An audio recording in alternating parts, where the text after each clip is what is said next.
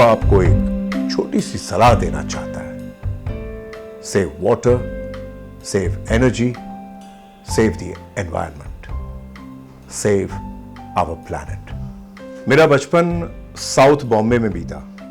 मेरी पैदाइश बॉम्बे की है और मैं साउथ बॉम्बे में पला बढ़ा।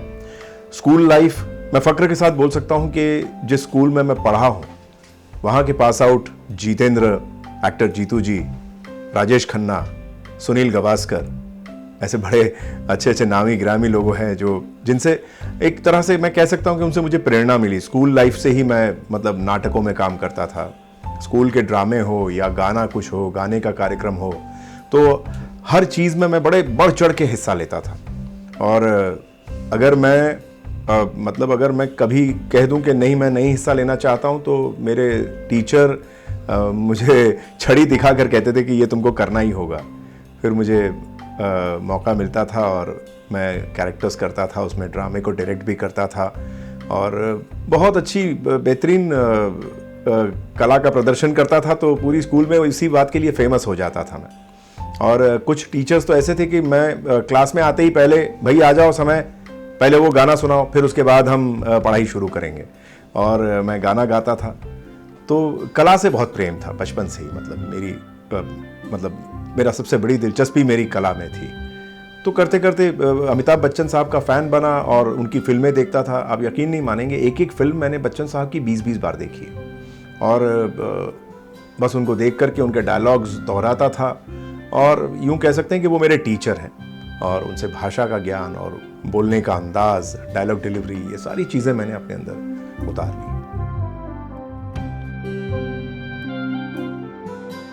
और स्कूल के ड्रामों के बाद मौका मिला मुझे प्रोफेशनल थिएटर में, जहाँ पे मैं चिल्ड्रन प्ले था, उसमें मैंने एक किरदार किया था। किरदार था मेंढक का कैरेक्टर था उसमें, सारे मुखौटे पहन के, और पूरा it was a fantasy play जिसमें मैं मेंढक बना था। और दूसरे प्ले में भी मैंने कॉमेडी का एक किरदार था मेरा। तो वहीं से एक हौसला बढ़ा मेरा कि रियल ऑडियंस के सामने, हज़ारों की भीड़ के सामने परफॉर्म करके जो आत्मविश्वास मिला मुझे, तो उसके बाद में फिर मैंने पलट कर नहीं देखा। मैंने सोच लिया कि मुझे अब एक्टर ही बनना है। तो ये करीब 13-14 वर्ष की मेरी उम्र थी और तब से मैंने ठान लिया कि मुझे एक्टर बनना है। दिलो दिमाग में ये तय कर लिया था मैंने। और इस तरह से बस हमेशा एक्टिंग के बारे में सोचता था और उसी के लिए तैयारियां मैंने शुरू कर दी। और एक वक्त आया था जब मुझे किसी ने बोला कि भाई तुमको एक्टिंग स्कूल में जाना चाहिए। तो मैंने डरते डरते अपने पापा से कहा कि पापा मुझे एक्टर बनना है और मुझे एक्टिंग स्कूल में जाने के लिए फ़ीस की ज़रूरत है। तो मेरे पापा, जो कि उनके पॉइंट ऑफ व्यू से बहुत सही थे, उन्होंने कहा कि बेटा फिल्म लाइन अच्छी नहीं होती है, आप बिज़नेस में पापा के साथ रहोगे तो आप आगे बढ़ोगे, ज़िंदगी में आपको इज़्ज़त मिलेगी, लोग सम्मान देंगे, पैसे कमाओगे, आपको उसमें कोई अगर इन्वेस्टमेंट की ज़रूरत है तो मैं पैसे दूंगा, लेकिन एक्टिंग के लिए मैं पैसे नहीं दूंगा और मैं चाहूँगा भी नहीं कि तुम एक्टर बनो। तो मैं बड़ा मायूस हो गया। मैंने कहा अब क्या करूँ, क्योंकि छोटा था। उसके बाद जब मैं कॉलेज में आया, तो कॉलेज में आने के बाद में वो दौर था जब सिल्वेस्टर स्टेलोन की फिल्में आया करती थी और रैम्बो, और ये उनकी 2-4 फिल्में मैंने देखी। तो मैं उनकी फिजिक देख करके बहुत प्रभावित हुआ। मैंने कहा कि क्या बॉडी है यार। तो हम 2-3 लड़के थे, उन सभी ने तय कर लिया कि हम लोग जिम में जाएंगे। तो मेरा जिम में जाने का मकसद था एक्टर बनना, एक्टिंग सीखना था। तो एक्टर बनने के लिए जो कुछ भी करना था मुझे सिर्फ एक्टिंग के लिए करना था। और हमने जिम जाना शुरू किया। पूरी शिद्दत के साथ मैं वर्कआउट करता था और बॉडी बिल्डिंग करता था। उसके बाद कॉलेज में काफ़ी ड्रामे वामे किए, बहुत नाम कमाया कॉलेज में, गाने गाए, बहुत ऑर्केस्ट्रा होता था और फेमस एक नोन पर्सनालिटी हो गया था मैं कॉलेज में। लेकिन प्रोफेशनल वे में अभी तक कुछ हुआ नहीं था मेरा। तो जैसे कि एक लैंग्वेज बहुत ज़रूरी होता है, सबसे बेसिक चीज़ एक एक्टर के लिए, डबिंग आर्टिस्ट के लिए भाषा जो है वो बहुत उपयोगी, बहुत ही इम्पॉर्टेंट होती है। तो मुझे किसी ने बताया कि भाई तुम अपनी लैंग्वेज पे काम करो थोड़ा सा। फिर मुझे पता चला कि जहाँ मैं रहता था साउथ बॉम्बे में, वहाँ चर्नी रोड पे महात्मा गांधी मेमोरियल करके एक बिल्डिंग हुआ करती थी और आज भी है। वहाँ पर फ्री उर्दू का बोर्ड लगा हुआ था। तो मैं वहाँ चला गया और मैंने अपना नाम एनरोल करवाया और मैं उर्दू सीखने लगा वहाँ पर मेरी मुलाकात एक सिकंदर नाम के लड़के से हुई, जो कि थिएटर एक्टर था। मैंने उससे कहा कि भाई मुझे भी प्रोफेशनल थिएटर करना है। तो उन्होंने कहा कि ठीक है यार, तुम आ जाओ मेरे साथ, मैं तुमको ले चलता हूँ अपने रिहर्सल्स पे। तो मैं उनके साथ चला गया। बांद्रा में रंग मंदिर ओपन थिएटर हुआ करता था, वहाँ उनकी रिहर्सल चलती थी। तो मैं गया वहाँ पर। उन्होंने मेरी मुलाकात मुजीब खान, उनके डायरेक्टर थे, उनसे करवाई, जो मेरे गुरु रह चुके हैं। उनसे मिलने के बाद जब बातचीत की तो उन्होंने बताया कि भाई तुम्हारी लैंग्वेज का बड़ा इशू है और मैं तुमको अभी फ़िलहाल कोई कैरेक्टर नहीं दे सकता। तुम्हें मैं यहाँ आकर के बैठने की इजाज़त दूंगा, तुम बैठ करके देख सकते हो। तुमको कुछ अगर सीखने का मन है तो तुम सीख सकते हो। मैंने कहा सर शुक्रिया, आपने मुझे यहाँ बैठने की इजाज़त दे दी, ये बहुत बड़ी बात है। फिर मैं बैठता था और जब भी जैसे ही पैकअप होता था तो मैं उसमें से जो सुनता था उसके माने पूछता था कि सर इसका मतलब क्या होता है, इसका मुझे बताइए। तो इससे वो बड़े खुश हुए कि भाई ये इस लड़के में सीखने का जज्बा है। फिर उन्होंने एक छोटा सा किरदार दिया मुझे उसमें करने के लिए और मैंने उस पर मेहनत करके बहुत अच्छे से उसे निभाया, जिससे वो बहुत खुश हुए। उसके बाद मैंने 3 प्ले में और काम किया उनके साथ। तो वहीं से मेरा जो एक्टिंग का सफ़र था वो शुरू हुआ और उसके बाद फिर मैंने पीछे मुड़कर नहीं देखा। मैंने थोड़ी सी बगावत की अपने डैड के साथ। मैं अपने तौर पे करता रहता था, स्ट्रगल करता था और इस स्ट्रगल में मेरा साथ मेरी माताजी ने दिया और वो हमेशा मुझे सपोर्ट करती थी, कुछ पैसे बचा करके मुझे देती थी और मैं उन पैसों से मैं स्ट्रगल करता था। कहीं फ़ीस भरनी है डांस की या एक्शन में जाना है, फाइट का कुछ कहीं फ़ीस भरनी है तो वो करता था। इस तरह से धीरे धीरे मैं आगे बढ़ रहा था। उस ज़माने में स्ट्रगल बहुत ज़्यादा मुश्किल हुआ करती थी। मतलब आप अगर किसी ऑफिस में चले जाइए डायरेक्टर प्रोड्यूसर की, तो आपको डायरेक्टर साहब के या प्रोड्यूसर साहब के दर्शन नहीं हो सकते हैं। आपको बताया जाता कि भाई सर तो अंदर बिज़ी है, मीटिंग में है और आप बैठे रहते थे 4-4 घंटे। मैं मतलब प्रतीक्षा करता था लेकिन कभी मेरी मुलाकात किसी से हो नहीं पाती थी। और उसी दौरान मेरा एक दोस्त हुआ करता था, उसने मुझसे कहा कि यार तुम मुक्ता आर्ट्स में चले जाओ।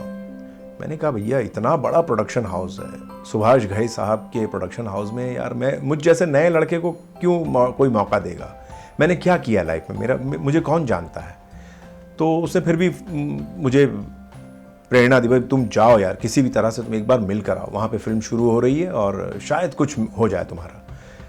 तो मैं गया घई साहब की ऑफिस में। वहाँ पर मैंने रिसेप्शन पे एक लड़का बैठा था, उससे कहा कि भाई मैं एक्टर हूँ और यहाँ पे कास्टिंग में कौन है? तो उन्होंने उनके चीफ असिस्टेंट हुआ करते थे शशि वाडिया साहब, उनको बुलाया कि सर एक आर्टिस्ट आया आपसे मिलने के लिए। तो शशि वाडिया साहब ने मुझे देखा और मेरा एल्बम देखा तो बोला कि भाई आप ये एल्बम यहीं छोड़कर चले जाओ। एल्बम मैंने वहीं छोड़ दिया और दूसरे रोज़ मुझे कॉल आ गया कि घई साहब तुमसे मिलना चाहते हैं। मैं तो हैरान हो गया, मैंने कहा कैसे पॉसिबल है यार, इतना बड़ा आदमी, मतलब सुभाष घई यानी आज के दौर के आप कह लीजिए संजय बंसाली या यश चोपड़ा जी या इस तरह के पर्सनालिटी। मैंने कहा सर, लेकिन बोले आप आ जाओ, कल आपकी मुलाकात है, आपकी मीटिंग है सुभाष घई साहब से। तो मैं डरा सहमा पहुंच गया उनकी ऑफिस में। घई साहब ने मुझे देखा, बोला कि यार Samay, you are good, everything is fine, तुम्हारा चेहरा मुझे पसंद आया, बट तुम्हारी जो बॉडी है, तुम्हारी जो साइज है, you look like action hero, मुझे लवर बॉय चाहिए था यार, तुम्हारा फेस परफेक्ट था। मैंने तुम्हारा ये क्लोजअप देखा था और मैंने कहा कि नहीं यार इसको बुलाओ लड़के को, यही चाहिए मुझे। But after looking at you, you are huge, तुमने बॉडी इतनी अच्छी बनाई है, हाइट बॉडी, लेकिन मुझे चाहिए लड़का बिल्कुल।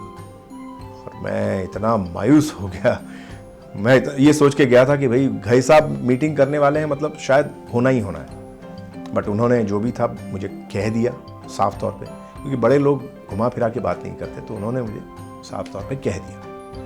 मैं थोड़ा सा मायूस हुआ, बट मैंने कहा नहीं, मैं हिम्मत नहीं हारूंगा। मैंने अपनी स्ट्रगल जारी रखी। उसके एग्जैक्टली 6 महीने बाद मुझे दोबारा से मुक्ता आर्ट से कॉल आया। उस वक्त कैरेक्टर था नेगेटिव रोल, विलन का कैरेक्टर, अमरीश पुरी साहब के बेटे का रोल था। अगेन सुभाष घई साहब ने बैठकर मेरे साथ उनके चेंबर में मैंने उनके साथ बातें की और उन्होंने मुझसे कहा कि देखो मैंने तुमसे कहा था ना कि मायूस मत होना, कीप स्ट्रगलिंग, करते रहो करते रहो। और आज मैं तुम्हें जिस कैरेक्टर के लिए बुला रहा हूं, तुम बिल्कुल फिट हो, तुम्हारी हाइट, पर्सनालिटी मुझे बिल्कुल इसमें, तुम मतलब कैरेक्टर के हिसाब से फिट है। मैंने कहा सर मैं तो मतलब क्या कहूँ, मेरे पास शब्द नहीं है सर, मैं तो बोल ही नहीं पा रहा हूँ कुछ, मुझे इतना बड़ा मतलब आप चांस दे रहे हैं। और मैं खुश होते होते घर गया। उसके बाद मेरा अग्रीमेंट हो गया, सब कुछ हो गया। तारीख थी 16 अप्रैल 1989 शायद, और मुझे जाना था कुल्लू मनाली शूट के लिए। और जाने के 4 रोज पहले, ठीक 4 रोज पहले मेरा एक्सीडेंट हो गया। धड़ाम से मेरा करियर ऐसा लगा कि खत्म हो गया। और मैं तो मतलब पूरी तरह से मतलब टूट गया। मैंने कहा यार, मैं जो इंसान कभी तकदीर में मानता नहीं था, उस दिन से मैं तकदीर को मानने लगा कि यार तकदीर ही होती है जो इंसान को बनाती है और बिगाड़ती है। मैंने कहा मेरी तकदीर में शायद है ही नहीं, मैं क्या करूं। बहुत मायूस हो गया था मैं। फिर मैं पापा की शॉप पे बैठ गया। मैंने पापा की बात मान ली। मैंने कहा पापा मैं आपके साथ जुड़ना चाहता हूं, मैं आपके साथ शॉप संभालूंगा। तो हमारी होटल हुआ करती थी टाउन में, तो मैंने फिर सरेंडर कर दिया अपने आप को और मैं शुरू कर दिया काम करना। तो मेरा किरदार बिल्कुल बदल गया। मैं एक व्यापारी बन गया, होटेलियर बन गया। बस यही काम, सुबह शाम वही काम, क्या क्वांटिटी कितनी है, क्या माल लाना है, प्लेट्स हैं, प्रॉपर तरीका, सब साफ़ सफाई देखो, ये सब देखो, किचन में क्या चल रहा है। तो एक प्रॉपर तरीके से अपना काम देखने लगा। और अचानक एक दिन मैं घर पे, संडे का दिन था और मैं लेटा हुआ था और फ़ोन की घंटी बजी। उस वक्त लैंडलाइन हुआ करते थे, ज़्यादा मोबाइल तो था ही नहीं। मैंने फ़ोन उठाया तो मिस्टर श्याम रामसे का फ़ोन था, रामसे ब्रदर्स। खुद श्याम जी ने फ़ोन किया था। बोले अरे समय, तुम्हारी फ़ोटो मेरे पास पड़ी है और मैं एक सीरियल शुरू कर रहा हूँ, जी हॉरर शो, तो करोगे? मैं अपने आप को कैसे रोकता। अंदर कलाकार तो अभी जिंदा था, मरा नहीं था ना, कलाकार को तो जिंदा ही रखा था मैंने। और मैंने उनको तुरंत कहा कि जी सर, मैं करना चाहता हूँ। बोले ठीक है, कल तुम आ जाओ, मैं एक बार तुमको समझा देता हूँ स्क्रिप्ट और ये सारी चीज़ें, और डेट की बात कर लेते हैं, पैसों की बात कर लेते हैं, जो भी है, तुम कल आ जाओ।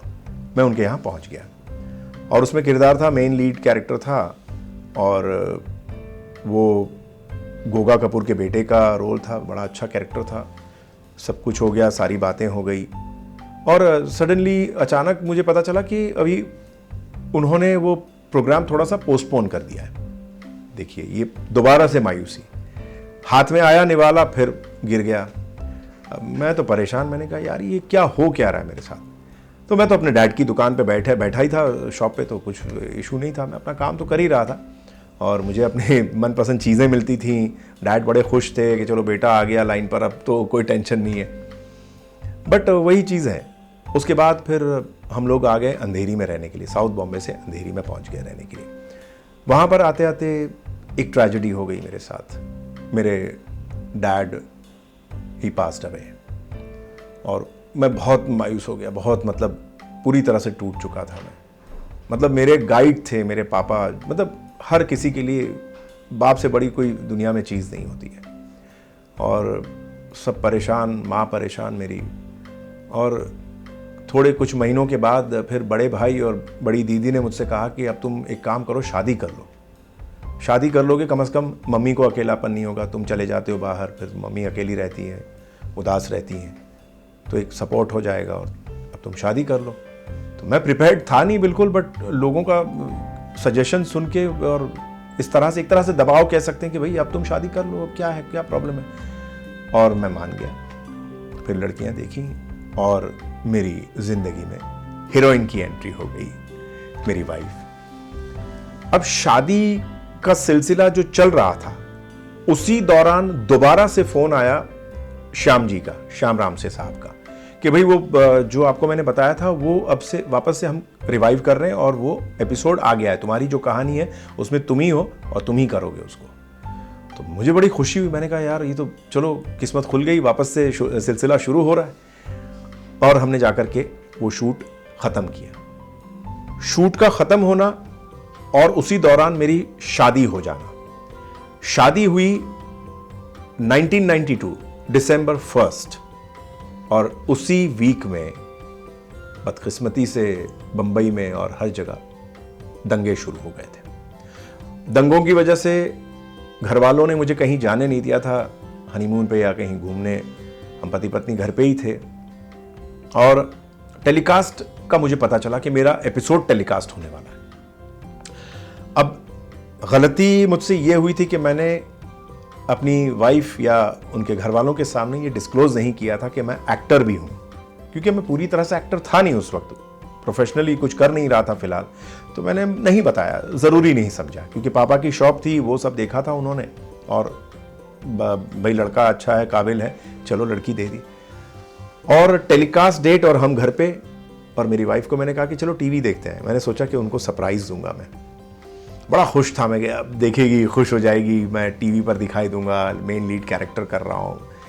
और आ गए हम, जैसे ही शुरू हुआ तो मेरी वाइफ ने कहा ये क्या जी हॉरर शो देखना, क्या भूत वूत का क्या दिखा रहे हैं आप। मैंने कहा अरे इसे देखते हैं ना, इसमें क्या फ़र्क पड़ता है, मज़ा आएगा, चलो देखते हैं। तो जैसे ही फर्स्ट फ्रेम एपिसोड शुरू हुआ और एंट्री में ही जिप्सी में मैं और एक गर्लफ्रेंड मेरी साथ में, और हाथ में बियर की बोतल। मेरी वाइफ ऐसे देख रही है और एक तरफ टीवी देख रही, फिर मुझे देख रही, टीवी देख रही, मुझे देख रही, और उसने कंफर्म हो गया कि मैं ही हूं, और मैं उसका चेहरा देख रहा हूं। मैंने कहा अब खुश होगी, अब खुश होगी। खुशी की जगह चेहरा बिल्कुल उदास, और बस आप यूं समझ लीजिए कि आंखों से आंसू टपकना बाकी थे। मैंने कहा यार ये क्या हो गया, तो बैकफायर हो गया। मतलब मैंने सोचा क्या था और हो क्या गया किसी तरह। अब मम्मी भी बैठी हुई थी, तो मैं उससे कुछ पूछ भी नहीं पा रहा था, वो बिल्कुल उदास। अब एपिसोड ख़त्म हुआ और वो बेडरूम में चली गई, तो मैं भी गया। मैंने कहा भाई क्या हुआ, तुमने कुछ रिएक्ट क्या, तुम्हारा ये रिएक्शन क्या था, मतलब तो तुमको मज़ा नहीं आया क्या, एपिसोड पसंद नहीं आया? बोलती ये क्या कर रहे हैं आप, बोली ये सब अच्छा नहीं होता, ये क्या काम कर रहे हैं आप, अभी बताया नहीं मुझे। मैंने कहा अरे ये तो शौक है मेरा। बोलते नहीं ऐसा शौक नहीं, ये गंदा शौक है, ये सब अच्छा नहीं होता है। आप बिलीव नहीं करेंगे, मेरी वाइफ जस्ट 18 साल कंप्लीट हुए थे और हमारी शादी हुई थी बड़ी छोटी सी, मैं भी छोटा सा, और वो बस बोली कि नहीं हम गुजारा कर लेंगे किसी तरह से, आधी रोटी खाएंगे, लेकिन ये कमाई का पैसा हमको नहीं चाहिए, इसकी कमाई नहीं चाहिए, आप ये ऐसे काम मत करो, अच्छा नहीं होता है। मैंने कहा ये पापा के बाद एक और सिखाने वाली मुझे, अब क्या करूं अभी इसका। अभी अब देखिए नई शादी हुई, आपको मोहब्बत होती है अपनी बीवी से, तो मैं अगर दूसरे दिन सुबह उठ करके जा रहा हूँ कहीं, वो मुझसे पूछती कहाँ जा रहे हैं, तो मैं कहता कि भाई मेरी मीटिंग है कुछ डायरेक्टर से। फिर उसके चेहरे पे उदासी देखता, मुझे अंदर से एहसास होता कि यार मैं सही नहीं कर रहा हूँ एक्चुअली, मुझे क्या करूँ। बट एक तरफ वो भी है जो मेरा पैशन है, और एक तरफ मेरी पत्नी है, मेरी मोहब्बत है। लेकिन फिर मेरी जो सास थी, उन्होंने मुझे समझाया कि देखो अभी तुम्हारी वाइफ, मेरी बेटी अभी छोटी है, थोड़ा सा मैच्योर हो जाएगी तो अपने आप सब ठीक हो जाएगा, फिर आप शुरू कर देना, थोड़ा सा गैप ले लो आप। और मैंने उनकी बात मानी, मैंने कहा ठीक है आप जो कह रही हैं बिल्कुल सही है। तो मैंने गैप ले लिया, सोचा कि 1-2 साल का गैप ले लूँगा, लेकिन 1-2 साल की जगह जिंदगी के 10 साल कहाँ गुजर गए मुझे पता ही नहीं लगा, क्योंकि मेरी ज़िंदगी में मेहमान नए आते गए। सबसे पहले मेरी बड़ी बेटी पैदा हुई, रूप। उसके बाद फौरन 1.5 साल 2 साल में मेरी छोटी बेटी श्वेता, और उसके बाद मेरा बेटा वैभव। तो 3 बच्चे हो गए और जिम्मेदारियां बढ़ गई।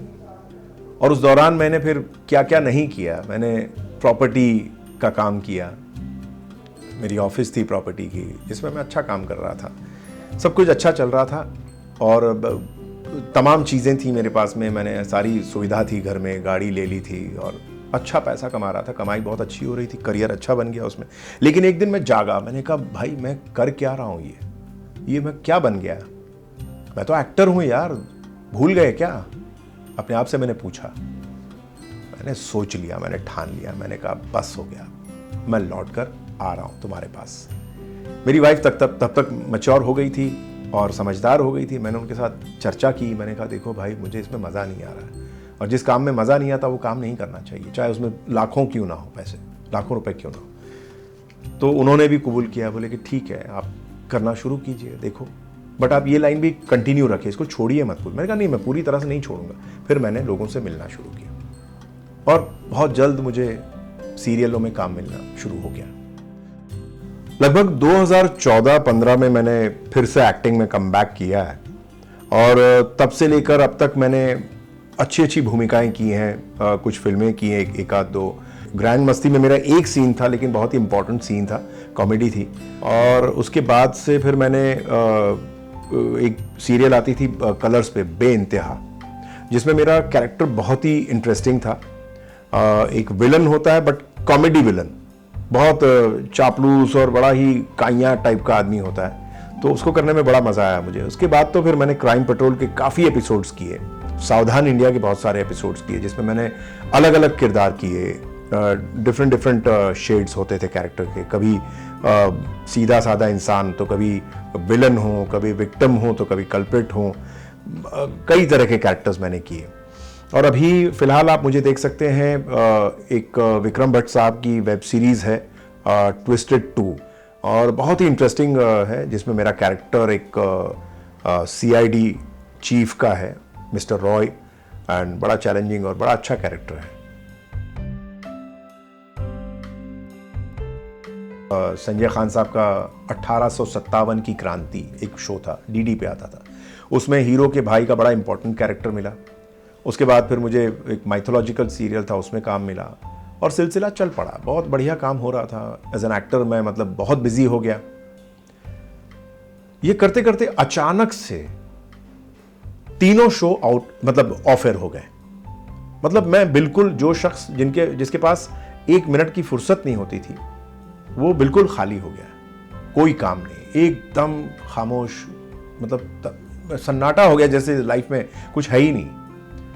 अब मैं परेशान, मैंने कहा यार ये हो क्या रहा है, और काम कहीं मिल नहीं रहा था। फिर मैंने छोटे छोटे कैरेक्टर भी किए, क्योंकि भाई पैशन था और सर्वाइवल की भी बात थी। फिर मुझे लगा कि नहीं यार, ये छोटे छोटे कैरेक्टर करके कोई मतलब नहीं बनता, इससे अच्छा मैं इसी फील्ड में कुछ करता हूँ, जैसे असिस्टेंट बन जाऊँ किसी का, डायरेक्टर का। बट वहाँ भी कुछ बात बनी नहीं। फिर मुझे एक शख्स मिले, उन्होंने कहा कि यार तुम वॉइसिंग क्यों नहीं करते हो, तुम्हें तो डबिंग करनी चाहिए। मैंने कहा डबिंग, लेकिन कैसे होती है, कहाँ होती है? बोले कि यार मैं तुमको नंबर्स देता हूँ 1-2। तो उन्होंने कुछ नंबर्स दिए, मैंने उनको कांटेक्ट किया। तो उन्होंने कहा कि भाई आपने कभी की है डबिंग? मैंने कहा सर डबिंग तो कभी की नहीं है, मैं एक्टर हूँ। बोले कि भाई साहब आपको पहले क्राउड करना पड़ेगा।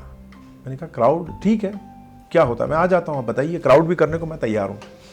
तो आनंद स्टूडियो हुआ करता था देव साहब का, देवानंद साहब का, पाली हिल पर, वहाँ पर मुझे बुलाया। मैं गया वहाँ पर, तो 10-12 लड़कियाँ, 10-12 लड़के सब बैठे हुए थे, और मैं नया नया डरते डरते वहाँ पहुँचा, और जो शख्स थे उनसे मिला। मैंने कहा मैं समय हूँ आर्टिस्ट, आपने बुलाया था। बोले ठीक है बैठ जाइए, आप चाय वाय पीजिए, तब तक अभी शुरू होगा काम। मैंने कहा ठीक है। तो लोगों से हेलो हाई की मैंने, 1-2 लोगों से, तो बोला कि क्राउड में मज़ा आता है, करो, क्राउड अच्छा है, सीखने का मौका है। फिर हम चले गए अंदर, मुझे अच्छा लगा। मैंने कहा इसमें कोई बुराई नहीं है, अच्छी बात है। पैकअप हुआ तो उस बंदे ने मेरे हाथ में कुछ पैसे रखे। मैंने कहा यार ये तो बहुत अच्छी बात है, सिखाता भी और पैसे भी देता ऊपर से, इससे बढ़िया और क्या हो सकता है। तो इस तरह से कुछ क्राउड की फिल्मों में, हिंदी फिल्मों में क्राउड का काम करता रहा। इस तरह से मेरा कॉन्फिडेंस बढ़ गया, आत्मविश्वास बढ़ा, क्योंकि एक्टर था तो ज़्यादा मुश्किल नहीं लगा मुझे, और मैंने पकड़ ली उस चीज़ को। और उसी दौरान मुझे किसी ने बताया एक साउंड एंड विजन कंपनी है, आप वहाँ क्यों नहीं जाते हो? मैंने कहा मुझे पता नहीं कहाँ पर है। तो किसी ने बताया अभिषेक बिल्डिंग है, जहाँ अंधेरी वर्सोवा लिंक रोड पे, वहाँ आप चले जाओ, फर्स्ट फ्लोर पे। तो मैं वहाँ गया, और वहाँ मेरी मुलाकात हुई लीला माँ से, लीला मैम, जो हम जिनको लीला माँ बोलते हैं। और उनसे मैंने उनके पैर छुए, और मैंने कहा कि मैम मैं एक्टर हूँ और मैं डबिंग करता हूँ। तो बोला आपने की है डबिंग? मैंने कहा नहीं मैम, मैंने तो कभी डबिंग नहीं की, लेकिन मैं छोटे छोटे कैरेक्टर्स वगैरह मैंने शुरू किया है। बोले ठीक है, आप कल आ जाइए आप। तो उनके असिस्टेंट को उन्होंने कहा कि भाई इनको कल के उसमें बुला लो, क्राउड में, तो आप आ जाइए कल। मैं बड़ा खुश हुआ, मैंने उनको देखते ही मुझे पता नहीं एक बहुत पॉजिटिविटी नज़र आई, और मैंने वहाँ से शुरुआत की। और कुछ ही फिल्मों में मैंने क्राउड करते करते फिर कैरेक्टर्स किए छोटे छोटे। एक कोई सोल्जर का कैरेक्टर था, वो बड़ा अच्छे से मैंने किया, और लीला माँ को लगा कि ये आर्टिस्ट को एक मौका देना चाहिए।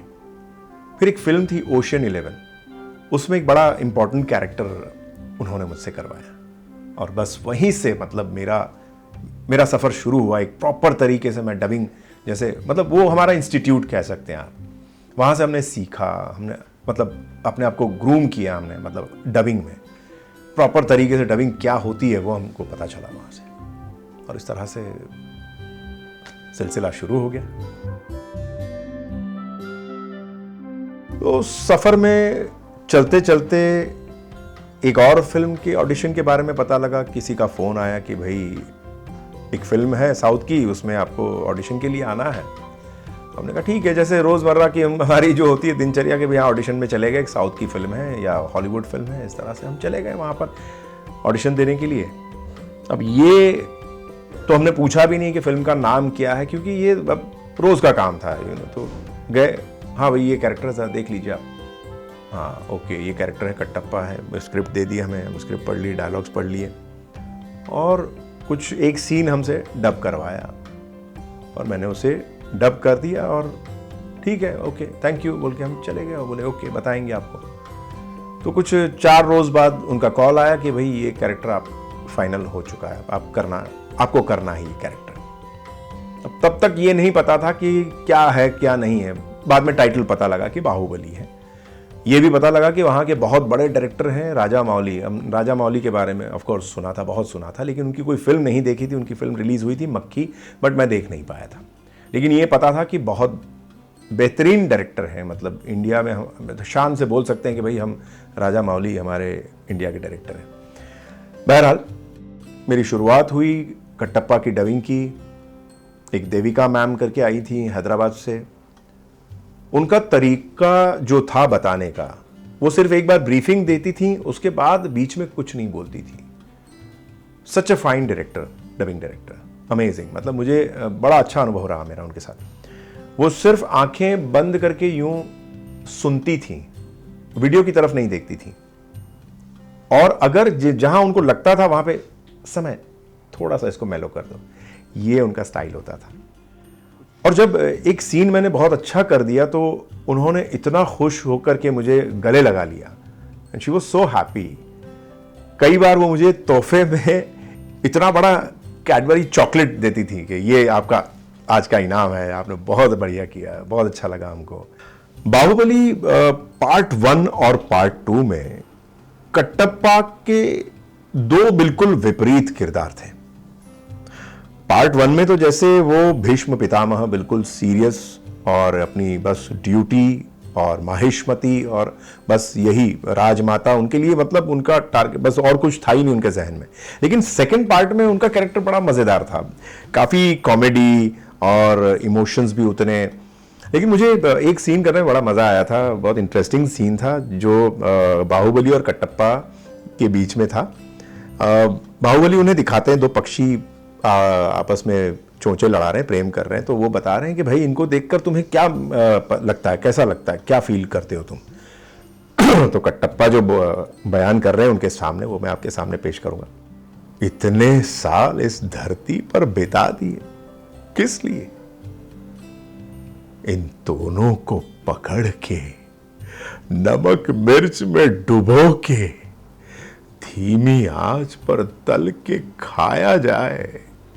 हा स्वर्ग। बड़ा मतलब उनकी जो डेफिनेशन थी प्यार को लेकर वो ये थी, मतलब उनको कोई मतलब नहीं था प्यार मोहब्बत ये सब, उनको बस उनके लिए तो एक ही ध्येय था उनका कि माहिष्मती और उनका जो कर्तव्य है वो निभाना है।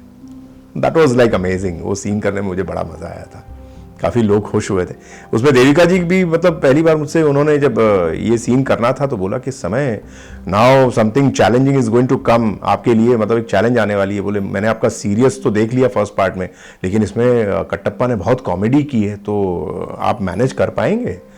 मैंने कहा आप मुझे कह रही हैं, मैं कोशिश कर रहा हूँ, देखता हूँ मैं सीन पहले। और मैंने देखा, हालांकि हम लोग मौके काफ़ी आए थे लाइफ में, ये सब चीज़ें बहुत की थी, तो किया मैंने और पसंद आया उनको और काफ़ी मज़ा आया मुझे करने में। एंड फिल्म कंप्लीट हो गई और रिलीज़ हुई। हमने कभी उम्मीद नहीं की थी कि इस तरह से फिल्म चलेगी, बिजनेस करेगी, और blockbuster, such a hit film all over the world, you know, like एक पूरी दुनिया में नाम हो गया, चर्चा होने लगा। और उसके बाद फ़ैन फॉलोइंग का पता लगा, लोग मतलब यूट्यूब पे यहाँ वहाँ हर जगह लोग नाम से पहचानने लगे। उसके पहले भी पहचान थी ऑफ कोर्स, बट इस फिल्म के बाद एक अलग तरह की पहचान बनी हमारी। तमाम डबिंग आर्टिस्टों को भी मतलब सबको बहुत नाम मिला जिन जिन लोगों ने उसमें काम किया था। शरद ने भी बहुत अच्छा किया बाहुबली का डब। हमारे मनोज हैं आर्टिस्ट, मनोज पांडे, उन्होंने भी बहुत बेहतरीन परफॉर्म किया। मौसम है, काफ़ी आर्टिस्ट हमारी इंडस्ट्री के जिन्होंने मतलब अपना लोहा मनवा दिया, बाहुबली करके दिखा दिया। और उसके बाद में फिर सेकंड पार्ट का हम लोग बड़ी बेसब्री से इंतज़ार करते थे। हमको बताया गया था कि अगले साल आ रही है, आप लोग तैयार रहिएगा, आपको करनी है फिल्म।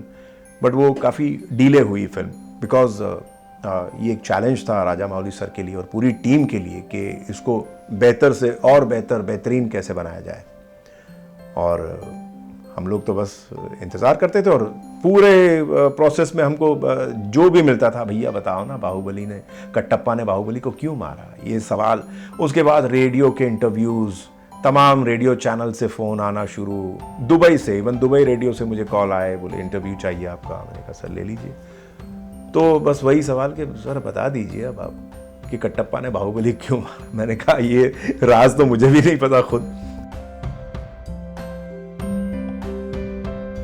वॉइसिंग की करियर में एक बहुत ही मज़ेदार काम होता है और वो है एनिमेशन का काम। मुझे एनिमेशन में बड़े अच्छे अच्छे कैरेक्टर्स करने को मिले।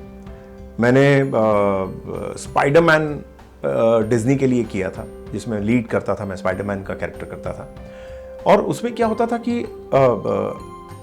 आपको एक हीरोइज्म वाला कैरेक्टर था वो, तो मैं अपने अंदाज में उसको बिल्कुल ह्यूमन की तरह करता था, ना कि बनावटी जो जैसे होता ना, एनिमेटेड कैरेक्टर नहीं बनाया था मैंने उसको, बिल्कुल हीरो की तरह करता था। और वो बड़ा पसंद किया गया था, वो करने में मुझे बड़ा मजा आता था स्पाइडरमैन। और उसके बाद मैंने बहुत बड़ा किरदार किया था, ब्रैड पिट ने मेगामाइंड में डब किया था, तो मुझे वो वाला किरदार करने का मौका मिला। That was very interesting. Megamind में बहुत मज़ा आया था करने का। और तमाम मतलब कैरेक्टर मैंने बहुत सारे किए।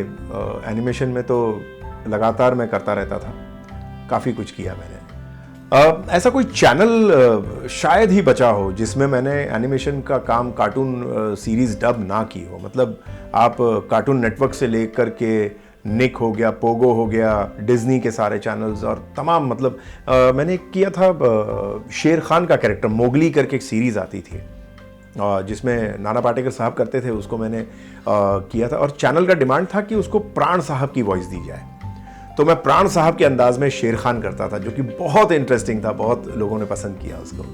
That was really amazing. Animation में एक फिल्म मैंने की थी, आई थिंक 2017 में डिज्नी की फिल्म थी कोको, जिसको एकेडमी अवार्ड बहुत बड़े अवार्ड से नवाजा गया था, ऑस्कर मिला था। उसमें मैंने विलन किया था, अर्नेस्टो एक कैरेक्टर था, एंड दैट वाज सुपर। बहुत बढ़िया, मतलब उस एक्टर ने डब किया था जो भी, I forgot his name, but मुझे वाकई बहुत मज़ा आया करने में।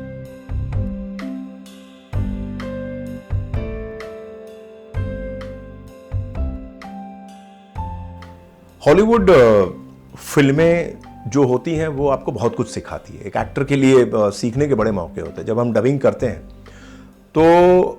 और जो खासकर हीरो की अगर आप डबिंग कर रहे हैं किसी भी किरदार की, उसमें वहाँ पर तो भैया सारे एक्टर्स कमाल होते हैं, सारे ट्रेंड होते हैं, बहुत प्रोफेशनल होते हैं। तो खास करके मुझे सौभाग्य मेरा ये था कि मुझे मैक्सिमम हीरो मैंने किए हैं हॉलीवुड के।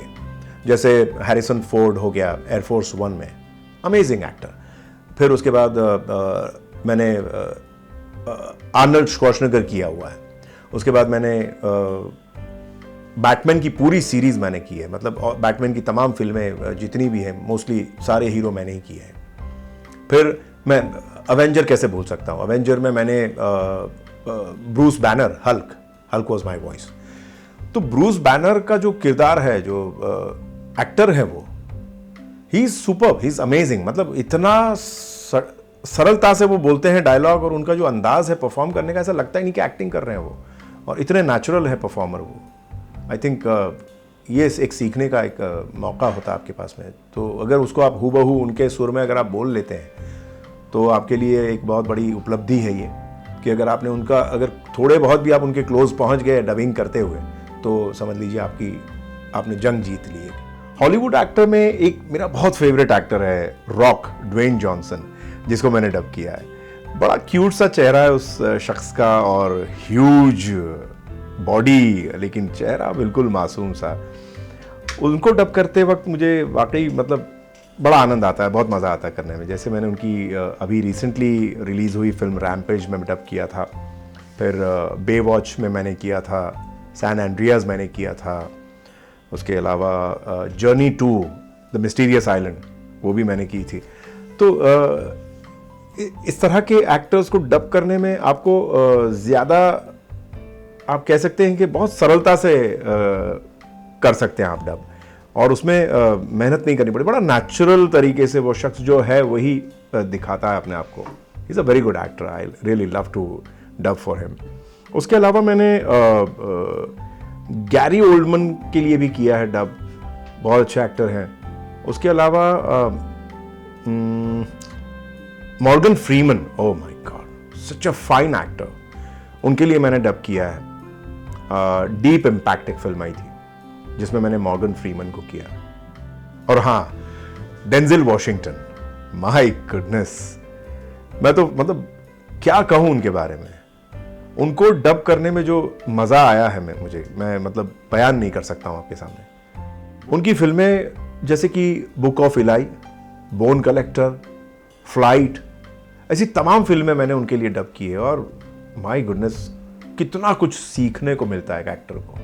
और बॉलीवुड का अगर मैं अपने मेंटोर के बारे में कहूँ, मैं मतलब मेरे एक ही मेंटोर हैं, मेरे गुरु हैं, वो है बच्चन साहब।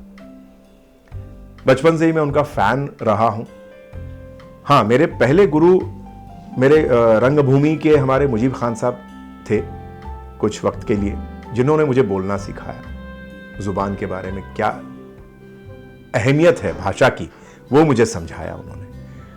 लेकिन उसके बाद जो मैं फिल्में देखता था बच्चन साहब की, जो ठहराव उनके परफॉर्मेंस में, जो वेरिएशंस, जो अलग अलग किरदार को किस तरह से निभाते थे वो, मतलब मैं एकलव्य हूं और वो मेरे गुरु हैं, जिनकी मैं बस फिल्में देख देख करके मैंने आज बहुत कुछ सीखा, जो कि मुझे डबिंग में बहुत काम आया। वॉइसिंग इंडस्ट्री में आने के बाद मुझे बहुत फ़ायदा हुआ। हाँ, लेकिन मैंने उनकी नकल नहीं की कभी, बट मैं उनसे इंस्पायर होकर के मैंने उनका तरीक़ा जो था काम करने का, उसको मैंने अपनाया। जो उनका ढंग था, बोलने का अंदाज़, जिस तरह से वो स्कैनिंग करते थे डायलॉग्स, जिस तरह से वो डिलीवर करते थे, वो मुझे बड़ा काम आया। आज के दौर में डबिंग इंडस्ट्री के अंदर साउथ की फिल्मों का बड़ा बोलबाला है। आप किसी भी चैनल को उठाइए, आप जी पे देखिए, सोनी पर देखिए, स्टार, इवन कोई भी चैनल आप उठाकर देखिए, आपको हर चैनल पर साउथ की फिल्में डब हुई है हिंदी में। और उसमें जो हमारे डबिंग आर्टिस्ट जो काम करते हैं और जो करवाते हैं जिस तरीके से, ये लोग माइंड ब्लोइंग। आपको लगता नहीं है कि ये मतलब आप साउथ इंडियन फिल्म देख रहे हैं या डब मूवी देख रहे हैं। इतना खूबसूरत तरीके से उसको सजाया जाता है आवाज़ से और डायलॉग से और किरदार को। तो मुझे साउथ की फिल्म में पहला मौका मिला, एक आप समझ लीजिए कि शंकर साहब की फिल्म सुपर डुपर हिट अपरिचित, जिसमें मुझे विक्रम को डब करने का मौका मिला। वो मेरी जिंदगी का पहला ब्रेक साउथ इंडियन फिल्म में था। बिल्कुल अलग तरह की फिल्म, और जिसमें आवाज़ को मॉड्यूलेट करना था, जो कि बहुत इंपॉर्टेंट चीज़ होती है एक डबिंग आर्टिस्ट के लिए। अगर आप आवाज़ को मॉड्यूलेट करते हैं, मॉड्यूलेट यानी कि किरदार के हिसाब से आवाज़ को बनाते हैं, और आपके अंदर अगर वेरिएशंस हैं, तो सफलता आपको बहुत जल्दी मिल जाती है।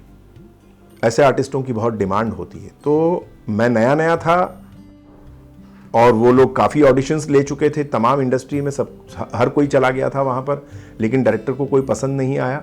और फाइनली रिकॉर्डिस्ट ने नाम सजेस्ट किया कि एक लड़का बचा हुआ है, उसको आप ट्राई कर लीजिए। बोले कौन है? तो बोले समय ठक्कर है। तो मुझे कॉल किया, मैं गया वहाँ पर। डायरेक्टर ने मेरी तरफ यूँ देखा और बोला कि अच्छा कर लोगे? मैंने कहा सर कोशिश कर सकता हूँ मैं। बोली यार इनकी आवाज़ तो बड़ी नॉर्मल है, ये कैसे कर पाएगा? उसमें विक्रम ने जो आवाज़ को किया था उसके बाद उसको ट्रीट करके बहुत ग्रफी बनाया गया था। मैंने कहा सर मैं ट्राई कर लेता हूँ। बोले ठीक है आप कोशिश कीजिए, जाइए। मैं गया वहाँ पर, अंदर माइक पे खड़ा हो गया, एक बार सीन देखा और उसके बाद मैंने रिकॉर्ड करना शुरू किया, डबिंग शुरू की। मैंने 4 लाइनें मुश्किल से की होगी तो उतने में वो बोले आ जाइए आ जाइए। मैंने कहा भैया आप फेल हो गए। मतलब ऐसे बुला रहे हैं, मतलब अभी तो आगे कुछ किया ही नहीं, तो बोले आ जाइए। मैंने कहा फेल हो गया, मतलब अपने आप से कह दिया कि भैया आप फेल हो गए। मैंने कहा ठीक है sir, okay thank you, no problem, next time. क्या नेक्स्ट टाइम? मैंने कहा सर नहीं जमा ना आपको। अरे बोले भैया आपका क्या शेड्यूल है बताइए। मैंने कहा क्या सर? बोले शेड्यूल कल आप क्या कर रहे हैं? बोला सर मैं इतना कोई ज़्यादा मसरूफ़ नहीं हूँ, ठीक ठाक काम करता हूँ, ज़्यादा बिजी नहीं हूँ मैं। तो बोले कि कल मॉर्निंग से कर सकते हैं हम लोग। मैंने कहा मैं कर रहा हूँ। बोले बिल्कुल आप कर रहे हैं, मतलब आप फिट हैं इस कैरेक्टर के लिए। और जब मैं करने गया और मेरे सीन्स आते गए, मैं डब करता गया और उसमें इन्वॉल्व होता गया, और जिस तरह से मुझे जो मज़ा आ रहा था करने में, वो एक वाकई एक टर्निंग पॉइंट था मेरी लाइफ का कि इतनी बड़ी फिल्म में मुझे डब करने का मौका मिला और बहुत पसंद की गई वो फिल्म। और उस फिल्म को देखकर हमारी इंडस्ट्री के हमारे जो सुपरस्टार हैं मिस्टर विराज अधव, वो मुझे बहुत कॉम्प्लीमेंट उन्होंने दिया, मुझे मैसेज भेजते थे कि मैं तुम्हारी फिल्म देख रहा हूँ समय, क्या बात है तुमने बहुत बढ़िया किया। तो वो मेरे लिए एक अवार्ड जैसा लगता था मुझे कि भाई विराज भाई मुझे मेरी तारीफ़ कर रहे हैं। तो एक बहुत अच्छा मौका मिला। उसके बाद फिर मेरा सिलसिला चलने लगा। और हाँ, नागार्जुन के लिए मैंने एक फिल्म की, पहली फिल्म उनकी, मतलब उनकी नहीं मेरी, सॉरी मैंने पहली फिल्म उनके लिए की, वो थी किंग नंबर 1। और वो इतनी बढ़िया, मुझे मज़ा आया करने में। उसमें नागार्जुन के 3 रोल थे, 3 अलग अलग किरदार किए थे उन्होंने, और तीनों को मैंने डिफरेंट लैंग्वेज दी थी। एक को मैंने बिल्कुल, जो कि वो था ऑलरेडी उसमें टपोरी जैसे बदमाश टाइप का टपोरी कैरेक्टर जो बम्बैया होता है वो दिया था, और एक बिल्कुल इंश्योरेंस का वो होता है ऑफिसर, उसका किया था, और एक होता है मल्टी मिलियनर, बहुत बड़ा रईस आदमी होता है। तो तीनों को अलग अलग शेड थे उसमें, और मैंने उस तरह से कोशिश की, और वो कोशिश मेरी काफ़ी हद तक कामयाब हुई क्योंकि लोगों को पसंद आई वो फिल्म। काफ़ी बहुत बार चैनल में दिखाई गई और मुझे बड़े कॉम्प्लीमेंट्स मिले उसके लिए भी। और उसके बाद तो मैं लगातार नागार्जुन साहब को डब करता गया, और मेरी डबिंग सुन के काफ़ी लोगों ने मुझे ये कॉम्प्लीमेंट दिए कि भाई ऐसा लगता ही नहीं है कि नागार्जुन नहीं बोल रहे हैं, ऐसा लग रहा है कि नागार्जुन ही बोल रहे हैं, और आपकी वॉइस काफ़ी हद तक मैच होती है।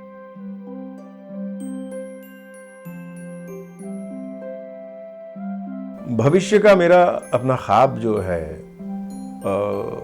वो कैमरे के सामने परफॉर्म करने का है। बीइंग एन एक्टर, मैं शुरू से एक्टर रहा हूँ, तो अगर मैं अपनी प्रतिभा, अगर अपनी टैलेंट अगर मैं लोगों को दिखा सकूं, बड़ी स्क्रीन पर भी दिखा सकूं, टेलीविज़न में भी दिखा सकूं, जहां भी मुझे मौका मिले, लेकिन मुझे अच्छा काम करना है भविष्य में, ये मेरा ड्रीम है, मेरा सपना है। और अगर मुकद्दर ने साथ दिया तो बिल्कुल करेंगे, वरना हमारी दयालु माँ तो है ही है डबिंग इंडस्ट्री हमारी, और एक्टिंग जो है वो हमारे स्ट्रिक्ट फादर हैं। तो दोनों मेरे अपने हैं, मेरे पालक हैं दोनों, और किसी को मैं भूल नहीं सकता। डबिंग और एक्टिंग, इन दोनों के लिए मेरा डेफिनेशन है कि dubbing is like a kind mother and acting is like a strict father. Dubbing एक दयालु माँ है कि आपको थोड़ा बहुत भी काम आता है, बेटा आजा, लेकर ले चल, ले पैसे कमा के चला जा। लेकिन एक्टिंग में आपको बहुत मेहनत करनी है, बहुत स्ट्रगल है, और जद्दोजहद करनी पड़ेगी, और अंत में जाकर के आप कामयाब होंगे या नहीं होंगे कुछ कह नहीं सकते। लेकिन डबिंग एक ऐसी फील्ड है जहां पर आप बहुत बड़े स्टार नहीं बने, लेकिन आपकी रोजी रोटी चलेगी, आप एक अच्छी जिंदगी जी सकते हैं अगर आप में थोड़ा बहुत भी टैलेंट है। तो ये एक, मैं शुक्रगुजार हूं इस फील्ड का कि वॉइसिंग इंडस्ट्री ने आज, मैं जहां भी हूं, जिस मुकाम पर हूं, मैं बहुत खुश हूं, और मुझे लाने वाली ये इंडस्ट्री है। और मैं कोशिश करूंगा कि मैं अपने इस इम्तिहान में मैं खरा उतरूं और अच्छा काम करूं, बेहतर करने की कोशिश करूं हर दिन हर पल। और बाकी जो है कि हमारी आवाज़ की दुनिया जिससे मुझे हमेशा एक गाना गुलजार साहब का याद आता है, अपने पंचम दा ने जिसे कंपोज किया था, नाम गुम जाएगा चेहरा ये बदल जाएगा, मेरी आवाज ही पहचान है, गर याद रहे।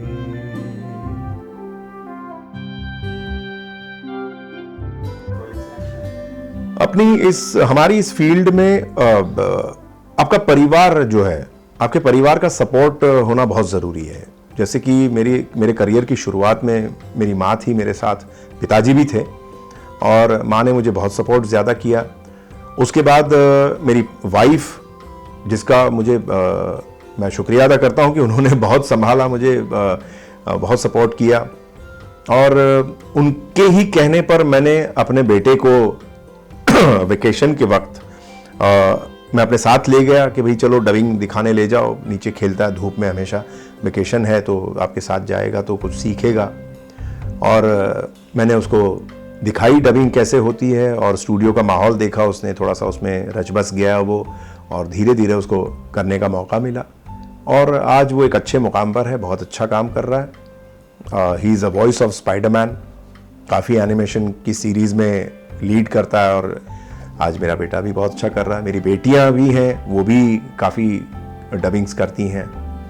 तो ये ऑल इन फैमिली कह सकते हैं आप सभी लोग कर रहे हैं, सिवाय मेरी वाइफ के, बिकॉज मेरी वाइफ हम सबको संभालती है। She is a home maker and पूरा ख्याल रखती है हम लोगों का, और हम लोग बढ़िया तरीके से भाग सकते हैं, काम कर सकते हैं। फाइनली मैं धन्यवाद देना चाहता हूं हमारे उन तमाम प्रोड्यूसर्स को, उन कंपनीज को, जैसे कि साउंड एंड विजन हो गई, मेन फ्रेम्स, मयूखी, सुभाष स्टूडियोज, और कई ऐसे प्रोडक्शन हाउसेज हैं जिनके साथ हमने बहुत सारा अच्छा काम किया।